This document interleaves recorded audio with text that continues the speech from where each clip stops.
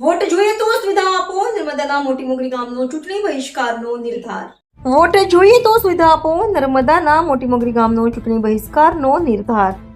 ભ્રષ્ટાચારની ટાંકી અને અધૂરા રસ્તા. આઝાદીના 78 વર્ષે પણ ગુંદવાણ ગામ પાયાની સુવિધાથી વંચિત. ચૂંટણી બહિષ્કાર. નર્મદાના સાગબારામાં ગ્રામજનોએ સરકાર સામે બાયો ચડાવી. આઝાદીના અમૃતકાળમાં જ્યાં એક તરફ ડિજિટલ ઇન્ડિયાની વાતો થાય છે, ત્યાં બીજી તરફ ગુજરાતના નર્મદા જિલ્લાનું એક ગામ આજે પણ પાયાની સુવિધા માટે વલખા મારી રહ્યું છે.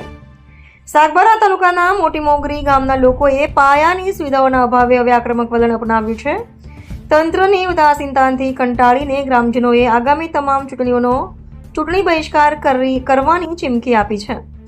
નર્મદા જિલ્લાના સાગબારા તાલુકાના મોટી મોગરી અને ગુંદવાણ વિસ્તારના આઝાદીના 78 વર્ષ વીતી ગયા છતાં અહીંના લોકો માટે વિકાસ માત્ર કાગળ પર જ રહ્યો હોય તેવું લાગે છે.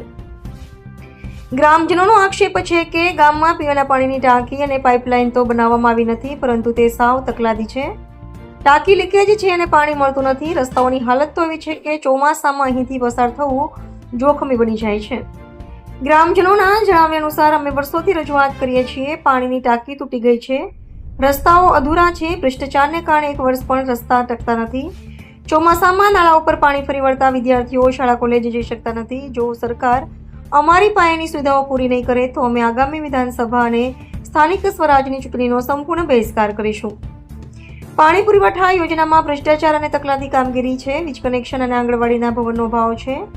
ગામ લોકોનું કહેવું છે કે રાજકીય પક્ષો ફક્ત વોટ માંગવા માટે જ આવે છે, પણ સુવિધા નામે શૂન્ય છે. હાલ તો ગ્રામજનોએ નાયબ કલેક્ટર મારફતે રાજ્યપાલ સુધી પોતાની વેદના પહોંચાડી છે. હવે જોવાનું એ રહેશે કે તંત્ર આ વેદન માત્ર સફાળું જાગે છે કે પછી આ ગામ લોકોએ ખરેખર લોકશાહીના પર્વ એટલે કે ચૂંટણીનો ત્યાગ કરવો પડશે. રિપોર્ટર રવિ સૈયદ, મોટી માગરી, ડેડિયાપાડા. સંજયભાઈ નવલસિંહ વસાવા, મોટી મોગરી ગુંદવાણ તાલુકો સાગબારા.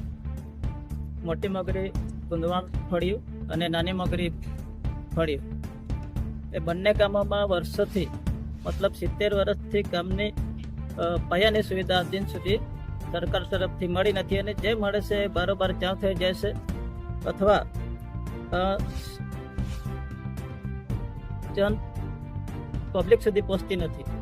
અને જે રોડ રસ્તાઓ બને છે એકદમ તકલાદી બને છે. ગયા વર્ષે જે રસ્તો બન્યો એ અધૂરો સળીને કોન્ટ્રાક્ટરો ભાગી ગયા. તેમજ જે બનેલો છે એ 5-6 મહિનામાં ખોદાઈ ગયો. તથા આંગણવાડી જે પાયો નાખીને અધૂરો છે 3 વર્ષથી એ બનતી નથી. પાણી પુરવઠાની યોજના નલ સે જલ યોજનામાં અધૂરા કામો સળીને કોન્ટ્રાક્ટરો ભાગી ગયા. પાણીની ટાંકી છે જર્જરિત નીકળી પડે એવી છે, એસ્ટિમેટ વગરની બનાવેલી છે. આ દિન સુધી ઘરે ઘરે પાણી મળતું નથી. તેવી અનેક સુવિધાઓ છે અને ગામની બહાર જે પુલો બનાવવામાં આવેલા છે નાના વર્ષો જૂના એ બનતા નથી અને વિદ્યાર્થીઓ જે અપડાઉન કરે છે એમને ચોમાસા દરમિયાન ઘણી તકલીફો પડે છે. આ દિન સુધી એવી સુવિધા બનતી નથી, જેથી અમે બે ગામના તમામ લોકો મળીને ચૂંટણીનો બહિષ્કાર કરે છે. જ્યાં સુધી અમારી માંગણી સંતોષાય નહીં ત્યાં સુધી ચૂંટણી કરવાના નથી અને હમણાં માંગણી સંતોષાય નહીં તો અગાઉની ચૂંટણીઓનો પણ બહિષ્કાર કરીશું. હું સાવિત્રીબેન સંજયભાઈ, મોટી મોગરી ગુંદવાડ નિશાળ પડ્યું અને નાની મોગરી એમ કરીને બે ગામના ગ્રામજનો ભેગા મળ્યા છે. તો અમારો સરકારને એ રજૂઆત છે કે અમારી પાયાની સુવિધાઓ, જે શૌચાલયો નથી અમારા ત્યાં અને બીજી કે જે નાના ઘરનાળા છે તે એકદમ નીચલી સ્તરના છે. તો એમાં જે ચોમાસાનો વરસાદ આવે છે તો બધા ગ્રામજનોએ 3-4 કલાક સુધી અમારે ત્યાં રાહ જોવી પડે છે, જેથી અસ્તવ્યસ્ત જનજીવન જોખમાય છે અને બધા લોકોને ખૂબ જ મુશ્કેલીઓ પડે છે.